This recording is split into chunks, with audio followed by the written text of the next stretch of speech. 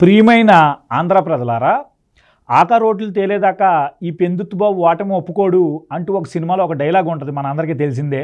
అదే పందాలో ఇప్పుడు జగన్మోహన్ రెడ్డి గారు కూడా ఆకా రోడ్లు తేలేదాకా తన ఓటమిని ఒప్పుకునేటట్టుగా లేడు.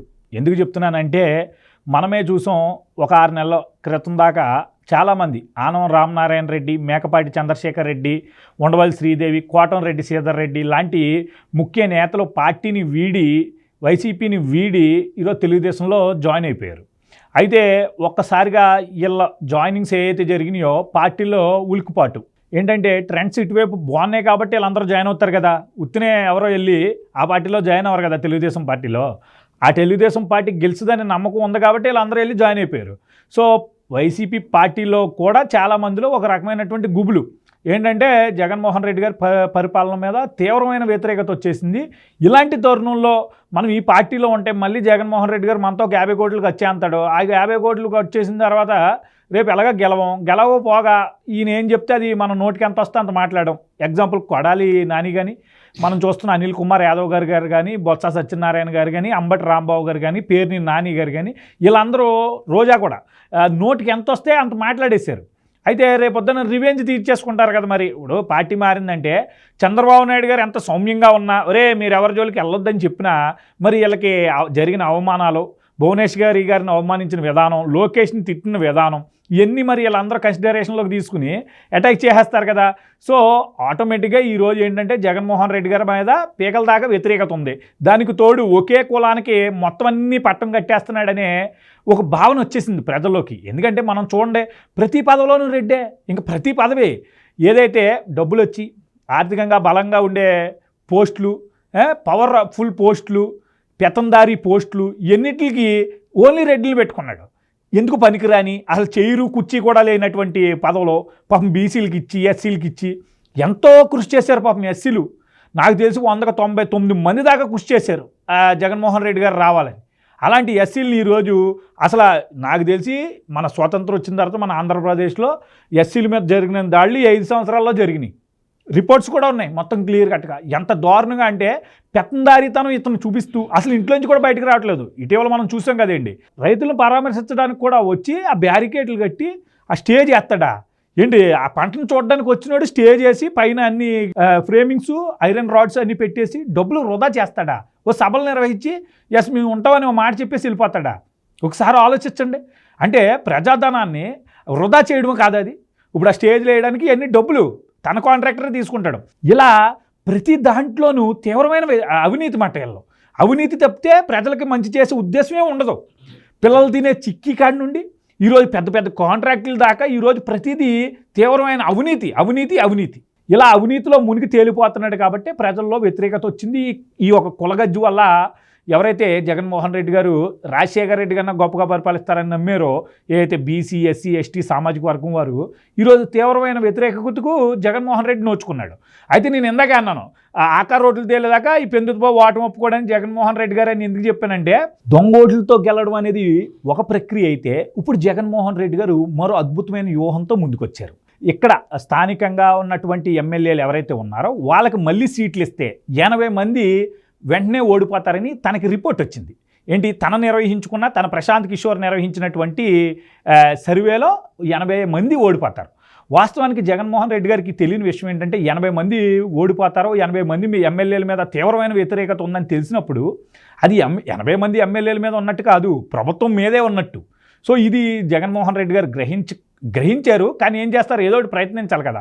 ఇప్పుడు ఆయన ఏం చేస్తున్నాడంటే, ఈ ఒక నెగిటివిటీ ఏదైతే ఉందో ఇతని పరిపాలనలో మద్యం, ఇసుక, మైనింగు, భూకుంభకోణాలు, కబ్జాలు, దాడులు, ఇంకా పెత్తందారీ తత్వం, ఇవన్నీ ఏవైతే ఉన్నాయో వీటిలన్నిటిని ఈ ఎమ్మెల్యే మీదకి తోసేసి, అంటే ఈ ఎమ్మెల్యే తప్పు చేశాడని చెప్పి ఈ ఎమ్మెల్యేని తీసేస్తున్నాను అంటే బ్లేమ్ అంతా ఎమ్మెల్యేల మీదకి పెట్టి ఆ ఎమ్మెల్యేని మార్చేస్తున్నాడు. అలా నిన్న ఏం చేశాడంటే ఒక 11 మంది సమన్వయకర్తల్ని మార్చాడు. అంటే 11 మందికి ఆయా ప్రాంతాల నుంచి వేరే ప్రాంతాలకి బదిలీ చేశాడు. భవిష్యత్తులో వాళ్ళకి ఎమ్మెల్యే సీట్లు ఇస్తాడు. సో నిన్న మనం చూసాం, రామకృష్ణారెడ్డి గతంలో ఒక వ్యాఖ్య చేశాడు. ఏంటంటే, నేను పోటీ చేయను, ఈసారి నా స్థానాన్ని బీసీకి ఇస్తానని స్పష్టంగా చెప్పాడు. ఎంత తెలివితేటలో చూడండి. స్పష్టంగా చెప్పాడు. మొన్న అంటున్నాడు మళ్ళీ రాజీనామా చేసే ముందు, నాకు జగన్మోహన్ రెడ్డి గారు అడిగినంత డబ్బు ఇవ్వలేదు, నేను చాలా హట్ అయ్యాను, అందుకని రాజీనామా చేస్తున్నానని డ్రామా ఆడుతూ ఆళ్ల రామకృష్ణారెడ్డి రాజీనామా చేశాడు. డ్రామా అని ఎందుకన్నానంటే ప్రజలారా, ఇతను జగన్మోహన్ రెడ్డి భయంకరమైన బంధుత్వం, వీళ్ళకి మామూలు బంధుత్వం కాదు, చాలా స్నేహబంధం. ఇది మామూలు స్నేహబంధం కాదు. చంద్రబాబు నాయుడు గారు అధికారంలో లేనప్పుడు కేసులు వేసాడు, చంద్రబాబు నాయుడు గారు అధికారంలో ఉన్నప్పుడు కూడా కేసులు వేసాడు, తెలుగుదేశం పార్టీ కార్యాలయం మీద కేసు వేసాడు, అసైన్డ్ భూముల మీద వేసాడు, ఇన్నర్ రింగ్ రోడ్డు మీద కేసులు వేసాడు, అగ్రిగోల్డ్ ఆస్తులు సదావర్తి భూముల మీద కేసులు వేసాడు, ఓటుకు నోటు కేసులో చంద్రబాబు నాయుడుకి సిబిఐ ఇవ్వాలని కేసులు వేసాడు. ఇలాంటి ఆళ్ల రామకృష్ణారెడ్డి ఈరోజు పార్టీ మీద వ్యతిరేకతగా ఎందుకు ప్రదర్శిస్తాడు? ఒకసారి ఆలోచించండి మీరు. ఆయన ఎందుకు ప్రదర్శిస్తున్నాడంటే, ఈరోజు ఆయన అక్కడ మంగళగిరి ప్రాంతంలో ఆయన మీద తీవ్రమైన వ్యతిరేకత వచ్చింది. ఆయన తన మీద వేసుకుని బయటకు వచ్చేసాడు. అంటే రెడ్డిని జగన్మోహన్ రెడ్డి గౌరవించట్లేదు. మనం ముందు మాట్లాడుకున్నాం, రెడ్లు పెద్దపేట వేసాడు జగన్మోహన్ రెడ్డి అనే అభిప్రాయంలో చాలామంది ఉన్నారు. కాబట్టి అది తగ్గించడానికి ఇటీవల మనం చూసాం, వరుస పెట్టి చేశాడు. ఎవరో బాలినేని శ్రీనివాసరెడ్డి అసంతృప్తి అంటూ, తిప్పల నాగిరెడ్డి గారి గాజువాక ఎమ్మెల్యే కొడుకు దేవాన్ రెడ్డి అని అతను కూడా రాజీనామా చేస్తున్నట్టుగా ప్రకటించడం, ఇలాగా కొంతమంది రెడ్లు కావాలన్నమాట. అంటే మమ్మల్ని జగన్ పట్టించుకోవట్లేదని అనే ఒక పందాలోకి ప్రజలను తీసుకెళ్ళడం. ఇప్పుడు ఏదైతే వీళ్ళని తీసేసిన స్థానాలు ఉంటాయో అక్కడ బీసీలకి ఇవ్వడం, అంటే బీసీలకు మేము అధిక ప్రయారిటీ ఇచ్చేస్తున్నాం అని చెప్పే ప్రయత్నంలో భాగంగా ఇది ఒక కుట్ర రాజకీయం అన్నమాట జగన్మోహన్ రెడ్డి చేసేది.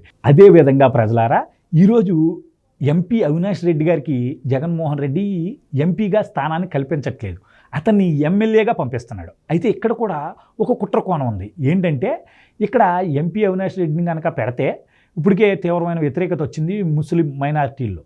అయితే ఇప్పుడు ముస్లిం అజాద్ బాషా అని ఉప ముఖ్యమంత్రిగా ఉన్నాడు ఒక అతను, మనకి అతన్ని ఈరోజు అక్కడ ఎంపీగా నిలబెట్టే ప్రయత్నంలో ఉన్నాడు.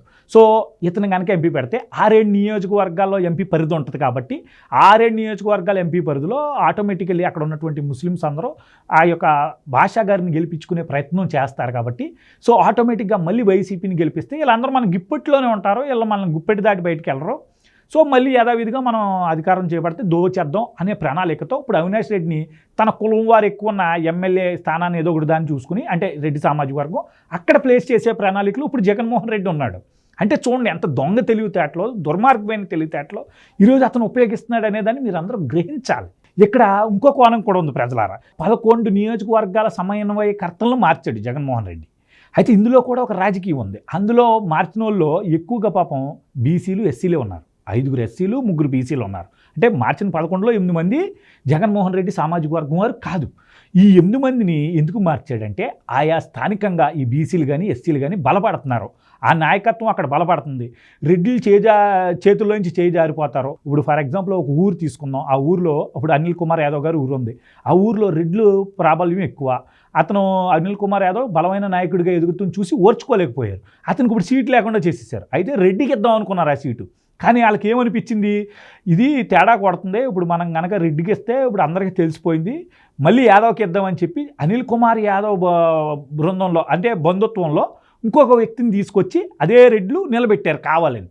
అంటే వాళ్ళ చేతుల్లో గ్రిప్పు. ఈ రాయలసీమ ప్రాంతంలో వేరే ఏ కమ్యూనిటీని బలపడనివ్వకుండా, వేరే ఏ నాయకుడిని ఆర్థికంగా బలోపేతం అవనివ్వకుండా, స్థానికంగా బలం పెరగనివ్వకుండా, ఇది ఒక తెలివైన కుట్రమాట.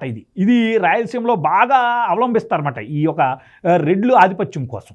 సో ఇలా ఒక అద్భుతమైన ప్రణాళిక ఈరోజు పాపం ఒక ఎమ్మెల్యేనైతే మన చాలా దైహీనం. ఇప్పటికి 3వ ప్లేస్ మార్చడం అతన్ని. ఒక ప్లేస్లో అయితే అసలు ఆదిమూలపు సురేష్, ఎందుకు పేరు దాయుడు, ఒక ప్లేస్ అయితే కాదు, అతనిది 2-3 ప్లేసులు స్థానాల్లో మార్చారు. అంటే చూడండి, ఇంకా అతని వర్గం కూడా ఇదే అనుకుంటుంది. వాళ్ళు అనుకున్న మాట ఈరోజు మీకు చెప్తున్నాను. వాళ్ళు ఏమనుకుంటున్నారు, అమ్మా ఏంట్రా బాబు, ఓ రోజు అక్కడ, ఓ రోజు ఇక్కడ, ఓసారి ఇక్కడ, అలా ఎన్నిసార్లు మారుతాం, మాకంటూ ఒక స్థానం అంటూ ఉండదా అంటూ వాళ్ళు బాధపడుతున్నారు. సో ఇలా జగన్మోహన్ రెడ్డి గారు ఈ యొక్క కుట్రలకు తెరలేపుతున్నాడు. ఏంటంటే కులం అనే ఒక ఎమోషన్ని ఈరోజు రెచ్చగొట్టే ప్రయత్నంలో భాగంగా ఆళ్ల రామకృష్ణారెడ్డిని తీసి గంజి చిరంజీవిని పెట్టాడు. అంటే అక్కడ బీసీ నాయకుని తీసుకొచ్చి పెట్టాడు లోకేష్కి ఎగెనెస్ట్గా.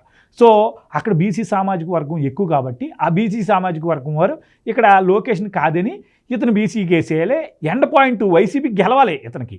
రెడ్లు ఎలాగా రేపొద్దున అధికారం దొబ్బేస్తారు, కానీ గెలవాలి. సో ఇలా బీసీలను వాడుకుని ఎస్సీలను మళ్ళీ వాడుకుని ఏదో రకంగా గెలవాలనే ఒక తపనతో ఈరోజు అనేక కుట్ర రాజకీయాలకు జగన్మోహన్ రెడ్డి తెరలేపుతున్నాడు.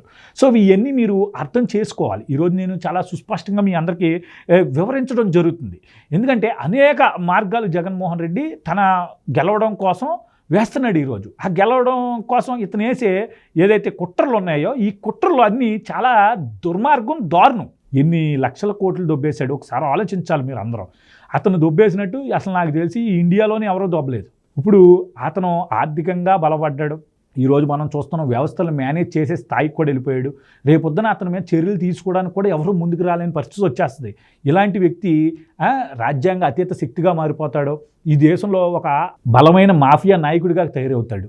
ఈరోజు మనం ఒక్కసారి ఎన్ని ఆలోచించాలి, ఇలాంటి కోణాలను మనం తిప్పుకొట్టాలి, ఇలాంటి కుట్ర కోణాలను మనందరం అర్థం చేసుకోవాలి. లేని తరుణంలో ఇలా జగన్మోహన్ రెడ్డి గారు లాంటి వ్యక్తులు మన యొక్క ఎమోషన్స్తో మన యొక్క మైండ్ని వాళ్ళే కంట్రోల్ చేస్తూ మనల్ని ఎంత దిగజార్చాలో, మన రాష్ట్రాన్ని ఎంత నాశనం చేయాలో వాళ్ళు బాగుపడతారు. వాళ్ళు డబ్బులు ఎట్టుకెళ్ళిపోయి విదేశాల్లో దాచేసుకుంటారు. రేపొద్దున నష్టపోయేది మనమే. ఈరోజు మన రాష్ట్రం నుంచి వలసవాదం విపరీతంగా పెరిగిపోయింది. ఉద్యోగాలు లేవు. ఈరోజు రాష్ట్రంలో వ్యాపారాలంతా నాశనం అయిపోయాయి. రైతులకు పంటకు కూడా సరిగ్గా డబ్బులు చెల్లించలేని పరిస్థితి. ఈరోజు మన వాల్యూ కూడా పడిపోద్ది. మన ఎసెట్స్ వాల్యూ అంటే మనకు ఒక ఇల్లు ఉన్నా, ఒక పొలం ఉన్నా, ఈ అన్నిటి వాల్యూ కిందకు పడిపోతాయి. కొనేవాడు ఉండడు. ఎందుకు కొనేవాడు ఉండడంటే అక్కడ ఏదైనా ఒక బిజినెస్ లేకపోతే ఒక వ్యాపారం ఉందంటే అక్కడ బిజినెస్ రీత్యా, వ్యాపారం రీత్యా జనం వస్తున్నారంటే ఆటోమేటిక్గా అవసరం ఉంటుంది. కాబట్టి ల్యాండ్ కొనుక్కునే అవసరం. సో ల్యాండ్ కొంటారు. సో అవసరం లేనప్పుడు మీ ఇల్లు కూడా ఎవడో కొండవు, అది ₹1,00,00,000 ఉన్నా కొండవు. సో ఆటోమేటిక్గా మీ వాల్యూస్ కూడా పడిపోతాయి. ఇది మీరు గ్రహించాలి. సో జరుగుతున్న వలసవాదాన్ని ఆపాలి. రేపు రాబోయే రోజుల్లో కంపెనీలను మనకు తీసుకురావాలి. ఎవరైతే మన రాష్ట్రం దాటి బయటికి వెళ్ళారో వాళ్ళని మళ్ళీ రాష్ట్రంలోకి రప్పించాలి. మన రాష్ట్రం అభివృద్ధి వైపు సాగాలనేదే నా తపన. మీ అందరి శ్రేయోభిలాషి సుబ్బు.